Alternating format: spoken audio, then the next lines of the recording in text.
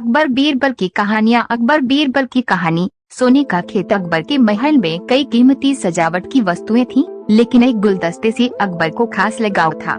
इस गुलदस्ते को अकबर हमेशा अपनी पलंग के पास रखवाते थे। एक दिन अचानक महाराज अकबर का कमरा साफ करते हुए उनके सेवक से वह गुलदस्ता टूट गया। सेवक ने घबराकर उस गुलदस्ते को जोड़ने की बहुत कोशिश की, लेकिन नाकाम रहा। हार कर उसने टूटा गुलदस्ता कूड़ेदान में फेंक दिया और दुआ करने लगा कि राजा को इस बारे में कुछ पता न चले। कुछ देर बाद महाराज अकबर जब महल लौटे तो उन्होंने देखा कि उनका प्रिय गुलदस्ता अपनी जगह पर नहीं है। राजा ने सेवक से उस गुलदस्ते के बारे में पूछा तो सेवक डर के मारे कांपने लगा। सेवक को जल्दी में कोई अच्छा बहाना नहीं सूझा तो उसने कहा कि महाराज, उस गुलदस्ते को मैं अपने घर ले गया हूँ ताकि अच्छे से साफ कर सकूं। यह सुनते ही अकबर बोले, मुझे तुरंत वो गुलदस्ता लाकर दो। अब सेवक के पास बचने का कोई रास्ता नहीं था। सेवक ने महाराज अकबर को सच बता दिया कि वो गुलदस्ता टूट चुका है। यह सुनकर राजा आग बबूला हो गए। क्रोध में राजा ने उस सेवक को फांसी की सजा सुना दी। राजा ने कहा, झूठ में बर्दाश्त नहीं करता हूँ। जब गुलदस्ता टूट ही गया था तो झूठ बोलने की क्या जरूरत थी। अगले दिन इस घटना के बारे में जब सभा में जिक्र हुआ तो बीरबल ने इस बात का विरोध किया। बीरबल बोले कि झूठ हर व्यक्ति कभी न कभी बोलता ही है। किसी के झूठ बोलने से अगर कुछ बुरा या गलत नहीं होता तो झूठ बोलना गलत नहीं है। बीरबल के मुंह से ऐसे शब्द सुनकर अकबर उसी समय बीरबल पर भड़क गए। उन्होंने सभा में लोगों से पूछा कि कोई ऐसा है यहाँ जिसने झूठ बोला हो।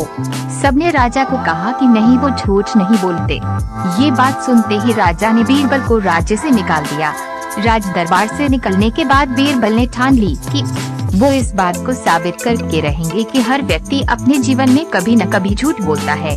बीरबल के दिमाग में एक तरकीब आई, जिसके बाद बीरबल सीधे सुनार के पास गए।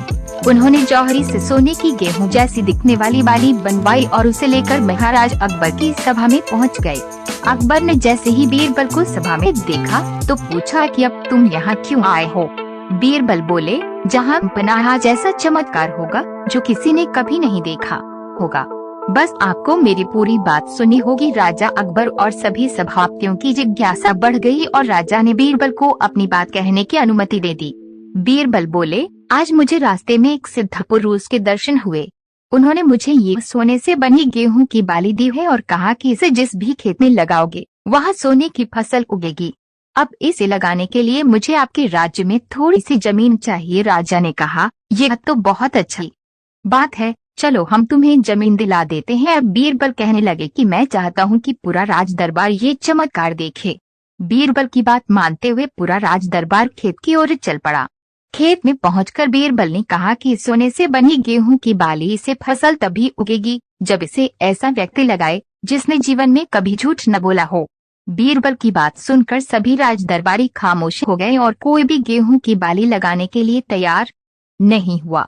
राजा अकबर बोले कि क्या राज दरबार में कोई ऐसा व्यक्ति नहीं है जिसने अपने जीवन में कभी झूठ न बोला हो। सभी खामोश थे। बीरबल बोले, जहाँ पनाह, अब आप ही इस बाली को खेत में रोप दीजिए। बीरबल की बात सुनकर महाराज का सिर झुक गया। उन्होंने कहा, बचपन में मैंने भी कई झूठ बोले हैं तो मैं इसे कैसे लगा सकता हूँ। इतना कहते ही बादशाह अकबर को ये बात समझ आ गई। कई बीरबल सही कह रहे थे कि इस दुनिया में कभी न कभी सभी झूठ बोलते हैं। इस बात का एहसास होते ही अकबर उस सेवक की फांसी की सजा को रोक देते हैं। कहानी से सीख, बिना सोचे समझे किसी को बड़ा दंड नहीं देना चाहिए। हर काम को सोच विचार कर ही किया जाना चाहिए।